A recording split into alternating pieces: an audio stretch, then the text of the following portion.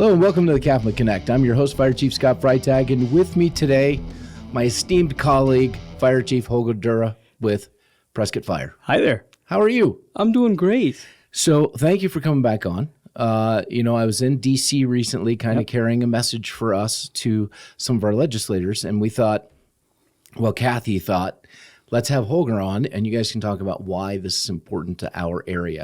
And I think that's a great idea, so I'm going to give her that one. Perfect. Yeah, we're going to let her have that one. She did well. So we went out there. We met with senators and representatives. It was myself, Scott Walker with Phoenix Fire, Mary Camelli with Mesa Fire, and Tom Shannon with Scottsdale, and then Brian with Buckskin Fire. We were kind of the Arizona contingent.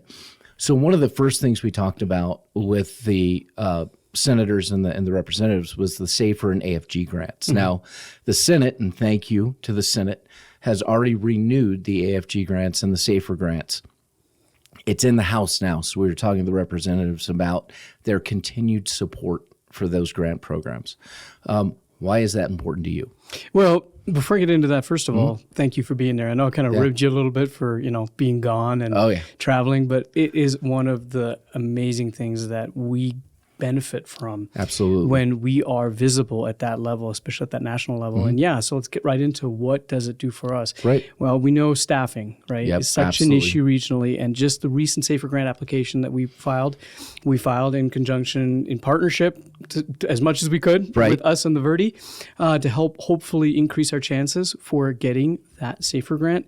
And why is it important? Well, the area's grown. Last time I was on this podcast, we were talking about how do we keep up with this rapid growth here in the region, and SAFER grants are one of the augments that we frankly need in order to keep up with the various funding models that we need to bring to the table in order to stay up. Well, absolutely. And what I explained to those that we spoke with was our ISO rating went up for CAFMA. That's the Insurance Service Office rating that sets property insurance rates, or at least has an impact on property insurance. So it was us and Verde Valley Fire, both our ISO ratings went up. Something else I pointed out, and we'll talk more about wildfire, but last year there's a 50% reduction in the number of available resources to go off district to fight a wildland fire. That's a problem in the state of Arizona, and it all goes back to we don't have the funding and we don't have the staffing that we need. That's such a great point, because we just, as you know, were approved by council for additional firefighters just for backfill. And one of the key points that we were making at the dais in Prescott was exactly what you just mentioned. In order for us to be able to do all the other things that we need to do to be a true all-hazards fire department, we need to be able to send firefighters off district. We need to be able to send them to training. And so the SAFER grant applications that we're currently filing on the Prescott side have nothing to do with even adding a station. It's literally to get us ready to be able to add a station, which I think is so difficult sometimes to explain. You think that there's a one-on-one relationship. A fire station pops up on a corner and 3 firefighters come out. Well, you and I both know it's so much more complicated than that. It's not just about minimum staffing on the street. It's all of the added on responsibilities that modern fire departments have, and SAFER grant funding is definitely one of the great augments that we can use to get us that staffing in a timely manner. Absolutely. And the CAFMA board, we don't have a final approval of the budget, but the tentative approval of our budget includes 7 new firefighter positions going into the next fiscal year, which is very important. And then we have the SAFER grant for 8 new positions as well. So hopefully we made our case that we need these. I know that Representative Crane, Senator Kelly, Senator Sinema signed off on a letter of support for us. Prescott National Forest signed off a letter of support for us. So hopefully we'll see those go through, and maybe in August, September timeframe have an answer back. Historically, we haven't heard until after the first part of the year, like in January timeframe, but they changed it up this last time, so we'll see. Yeah. The other part of this is the AFG grant, and I believe it was an AFG grant that has allowed us, working with our workers' comp firm, to provide full body cancer screenings to those of a certain age within CAFMA. And again, vitally important, that grant program. If we catch one cancer and we catch it early, that doesn't require extensive treatment, the investment is well worth it, because we've saved a life potentially, and we've saved a lot of time, effort, pain, and suffering for that individual. So those AFG grants help with cancer screenings. They help with equipment, whether it's ECG monitors or in some cases apparatus. Yeah, in our case, we actually filed an AFG grant application this year for a Lucas device for our battalion chief rig so that we can extend that coverage, not just in Prescott, but also into CAFMA's area so that we have that available. I mean, that's a game changer in terms of cardiac arrest survival. Absolutely. So that's an example of an AFG grant that we filed. Interestingly enough that you bring that up, though, because one of the things, perceptions that sometimes is on the Prescott side is that, well, are we applying for enough grants? And I'm here to tell the audience, we're applying for so many grants, we're having to prioritize. We actually have 2 people in the organization, admins, that are working, a significant amount of time because it's not easy to put in these grant applications. They're not 1.5 pages. These are well-researched, well-founded arguments to the decision makers. And so at this point, we're actually starting to say, there are some grants that we're simply not going to apply for because we want to make sure that we prioritize the ones that are going to have the biggest impact either on the department or our ability to deliver service. Well, unfortunately, we're able to use some of our line personnel, battalion chiefs in particular, who can put in for like firehouse subs grants for hazmat equipment, things like that. The federal grants, we don't have anybody dedicated to it. So the SAFER grant was myself, Chief Fedema, Kathy, Chief Tharp, all working together to gather this information. And it took some time and effort to try to put that together. So hopefully those grants will continue and we'll see good things from there. So that was just one of the topics we talked to them about. Another one has to do with wildfire. Yeah. And I don't know if you know this or not, because you're newer in Colorado, but we live in an area that's prone to wildfires. I'm glad you figured that out because being from Missouri, I heard that you didn't think trees had a fire issue. No. In Missouri, if you have a tornado, I'm your guy, man. I can help you out. Right. Wildland fire, I can get you coffee into the command post. Well, I'm telling you, the trees. Not my expertise. The trees did not know the risk when they grew there. Yeah, and we still got to take care of the problem. Absolutely. So. And the people and the structures and everything that we have to deal with here. And that's why that 50% reduction in available resources is a critical point. Absolutely. For this area. And, when we had the fire burning last year in April on the Prescott, it was burning in one of the identified top 10 fire sheds in the country. And of the top 10, a majority of them are in Prescott National Forest. Yeah, and I'm so glad that this topic is at the level of the national decision makers already. To put that into perspective for the viewers, the Prescott National Forest has an annual budget between $10 and $13 million, their operating budget. And they just got $73 million in infrastructure funding to help with fuels reduction because of that prioritization in the fire sheds. That's also helping us because, as you know, right now we're doing a transition of our forestry crew over to recreation services. And with that, we're actually forming what we're calling the Forestry Health and Wildfire Risk Reduction Program. Oh, wow. We're formalizing it now. It's an MOU that we're signing both with the city manager and the Rec Services Director. And there are specific metrics on fuels reduction that we are trying to achieve because of that risk. The other interesting thing is that DFFM and the U.S. Forest Service have money. They don't have people. And so for us to be able to use some of that funding as well with the resources that we have on the ground for that fuels reduction and that risk reduction is really a smart partnership. Well, and one of the things I pointed out to when we were in D.C. was that the feds are 15,000 firefighters short right now. Even if they were at the full capacity, full strength, had those 15,000, they still don't have enough resources to fight a wildfire. So the reality is not only are the local agencies the state of Arizona's fire department, but we're also the nation's fire department. So we work hand in hand in conjunction with the National Forest and respond in to help them out. Because some people who aren't familiar would say, well, why are you going to fight these wildfires anyways? Well, because we're the ones that have to go in. That's where the resources come into play. And a 50% reduction in our resources is a significant challenge. And we've seen it the last year, even though there was a reduction in overall wildfires in the state. The fact of the matter is the ones that we had were resource short. Yeah, and the other piece of that is when we need it, That is our pay it in advance. Absolutely. To get it when it has to come. And Crooks Fire last year was a perfect example of that. Yeah. We had 1,000 personnel in the city of Prescott in April, within 72 to 96 hours of that incident starting.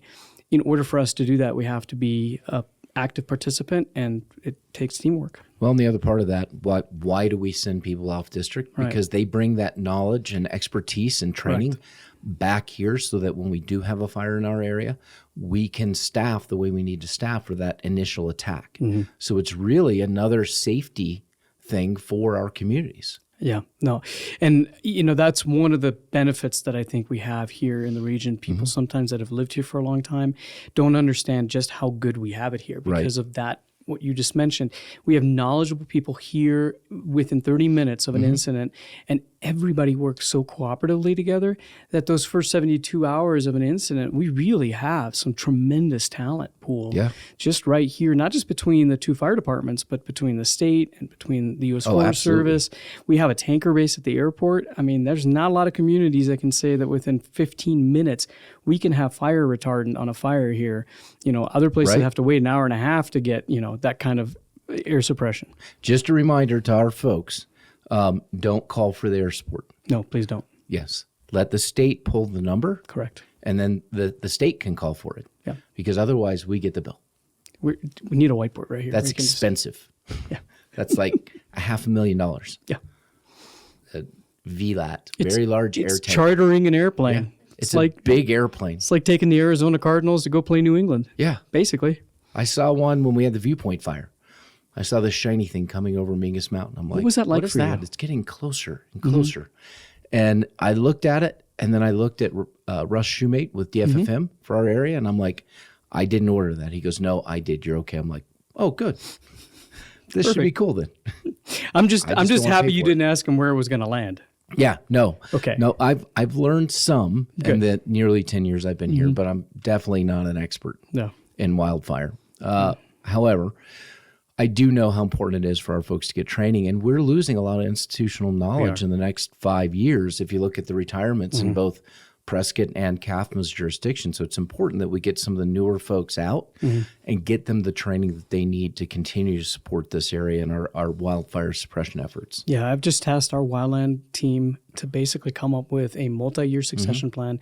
My plan is that in the next 5 to 10 years that we have at least 2, if not 3, Type 3 IC qualified personnel, which means below them there's going to have to be a succession plan that fills that, from task force leaders, division group supervisors, all that needs to be there, and we are definitely behind in the city of Prescott, and we're getting to work. That's the amazing thing. My team is excited. They're really getting after it. I saw a draft of the plan about a week ago, and I'm really, really looking forward to what we can put back on the street here pretty soon. Excellent. And so I think we walked away from DC with a lot of support. They understand the wildfire issue. They understand mitigation efforts that need to take place, and that the feds are investing. They need people just like we need people. Yeah. And one of the things actually I wanted to mention as well, we also applied for a congressionally directed spending appropriation as part of some of the infrastructure money that's available for our training center. And I was very pleased to see that Senator Sinema has forwarded that. It is now being looked at for consideration, and her office is coming out, I think, on June 7th to take a look at our training center, because really there's another example of that, right? If we can up the level of our training center in Prescott and be at a similar level as CARTA, now we've got a regional training asset, which is exactly how we presented it to both her as well as Senator Kelly's office. And I was very, very pleased to see where we're at. I think the fingers are crossed. I don't want to count any chickens before they hatch, obviously, but it would be very, very good to see some of that federal funding come through for the training center. Absolutely. And all we're really trying to do is bring Arizona tax dollars back to Arizona. Correct. Yeah. Yeah, that's a really good way to put it. Right. Exactly. So the other topic, and this one is something we've been dealing with a lot. I mentioned cancer, right? Cancer in the fire service, mental and behavioral health.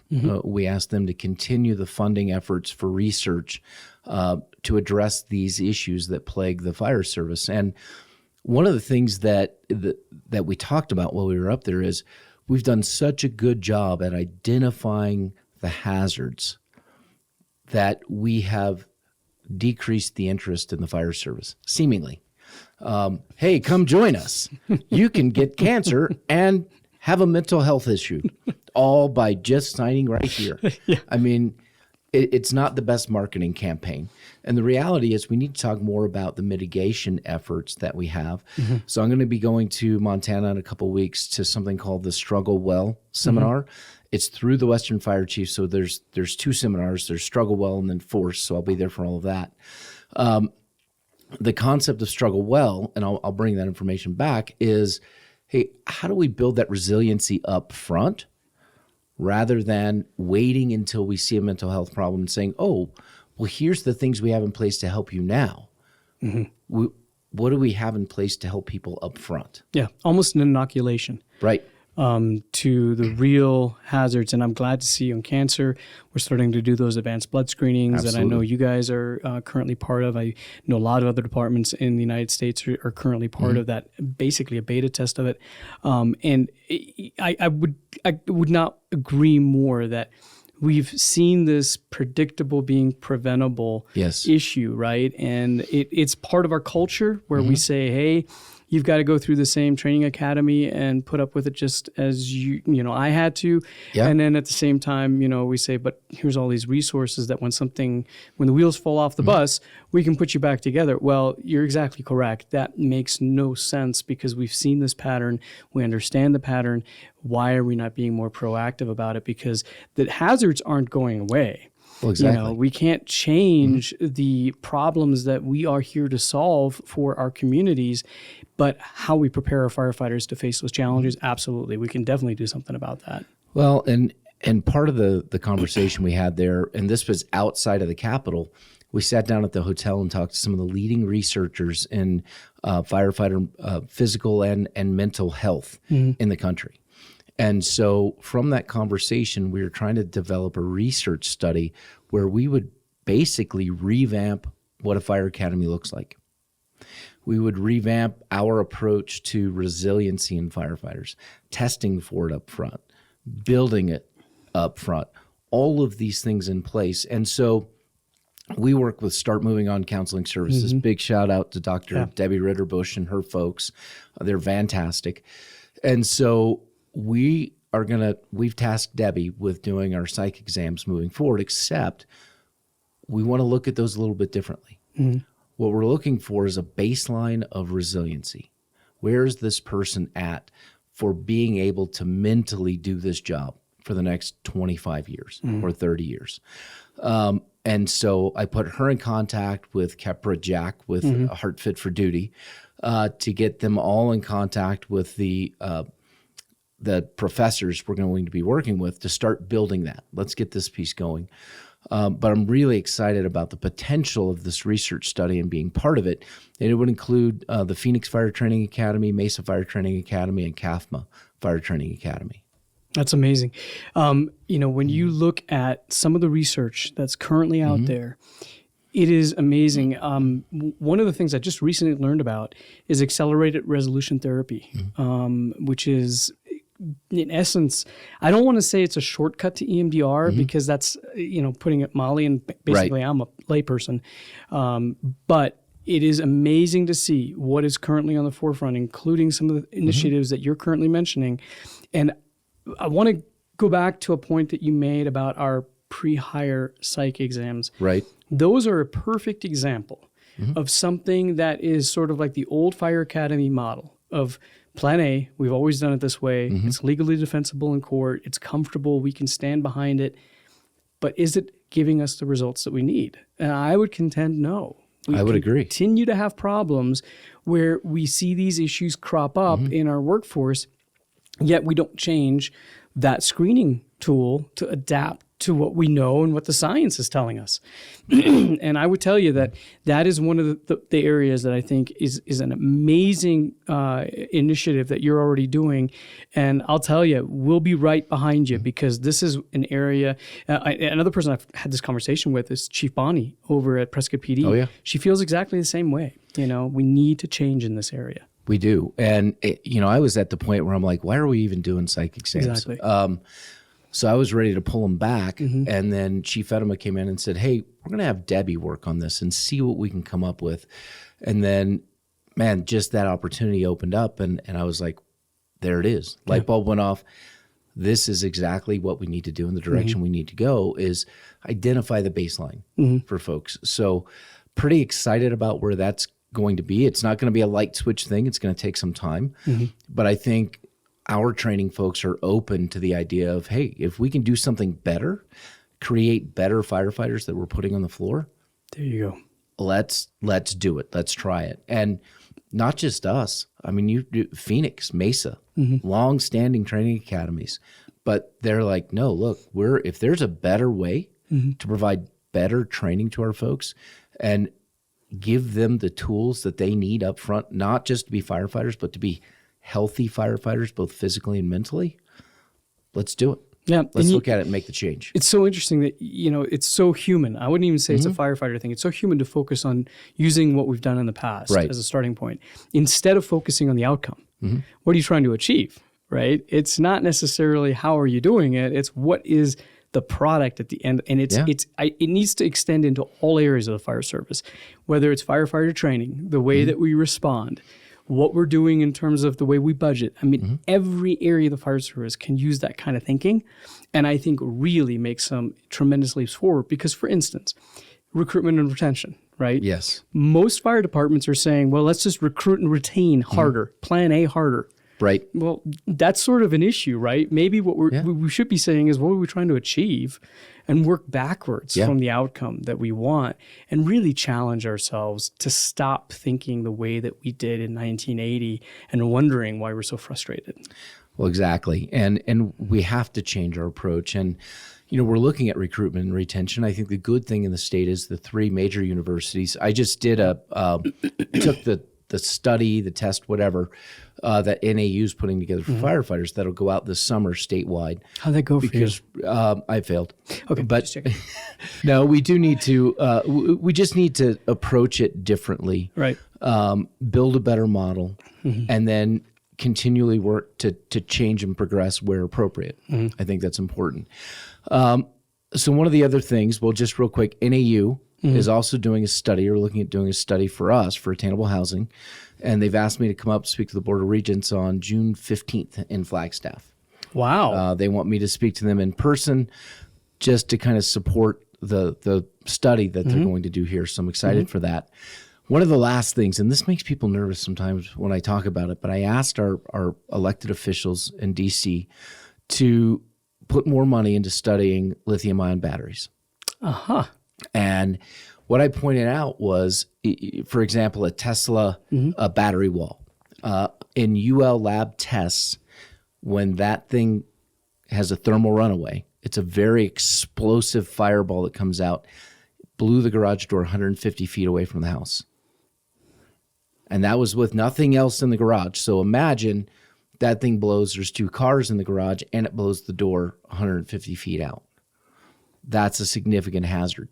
The e-bikes, if you look at New York, they've had, I think last year was 147 injuries, 6 deaths. So far this year, 9 deaths, and 220 fires last year because of these lithium-ion batteries on these e-bikes. And the UL testing showed 26 seconds from the first off-gassing of one of these things to the room flashing over, and the smoke detector didn't go off for 16 seconds. So these are a significant hazard in the community. I also talked to them about electric vehicles. I said, listen, they burn extremely hot. It takes a significant amount of water, and all of that water now becomes a hazardous materials incident because of all the chemicals and the lithium and everything that's in these batteries. And then the cars tend to light off again at the tow yards or on the tow truck. And we've seen in some instances where they've dug a hole in the ground, put water in, put the car in. Well, all that water soaks into the groundwater, and it's contaminated. And we've had people lose time at work, investigators specifically, for investigating an electric vehicle fire and breathing in the off-gassing from that afterwards. So these things are a significant hazard to the environment and to our people. And I think we need to better look at, well, how do we address lithium-ion battery fires? How do we better address thermal runaway? The fact that these things are not recyclable. So once they're done, you can't get rid of them. So what are you going to do with them? None of these things have really been studied, and they were surprised at the number of issues and hazards created by these lithium-ion batteries, whether e-bikes, Tesla, battery walls, or electric vehicles. Two things that are concerning right there. First of all, obviously everything that you mentioned in terms of the exposure to our personnel, right? The fact that we still don't have really full solutions to some of these issues on the fire suppression side. The other thing that's terrifying to me is that when you mentioned the garage door blowing up 150 feet, my first response was, I want to see that. Yeah. I'm still a firefighter. It was a cool video. Yeah, I was like, wow, that would be impressive to watch. It was amazing. Man alive, that is something else. Significant damage. And think, if it blows during the day in the middle of a neighborhood, summer, kids playing in the street. And to be honest with you, the codes have not kept up with the technology either. So you're seeing these battery banks being put in high-rise buildings, being put in garages. When I talk to a battery expert, they're like, technically, I wouldn't even put one in a house. But then he backed up and said, but I'm a hypocrite because I have a Tesla parked in my garage, and it's basically the same thing. Yeah, sure. And it's interesting because everything that we're talking about here today, I just thought about this.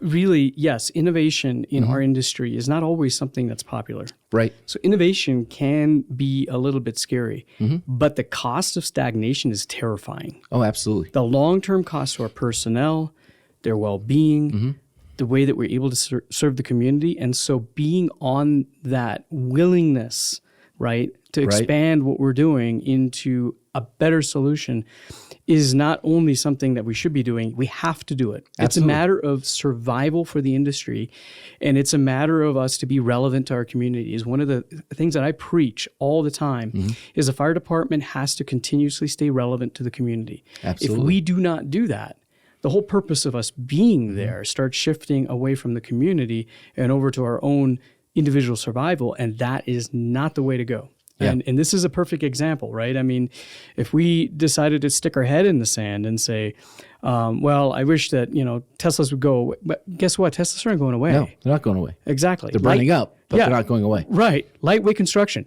not going away. I would contend it's probably going to get lighter. Oh, absolutely. You see it already. That's right. And so we have to adjust, and we have to move, and we have to innovate. And yes, that's scary, but it's also needed. And that is exactly why I was in Washington, D.C. Correct. So I don't think I could close it any better than what you just said. So with that, because I see Kathy looking at us. Is she doing the laser eyes again? She is, laser eyes. I don't want to turn over there. So we're going to close it out. Thank you all so much for tuning in. We'll see you next week.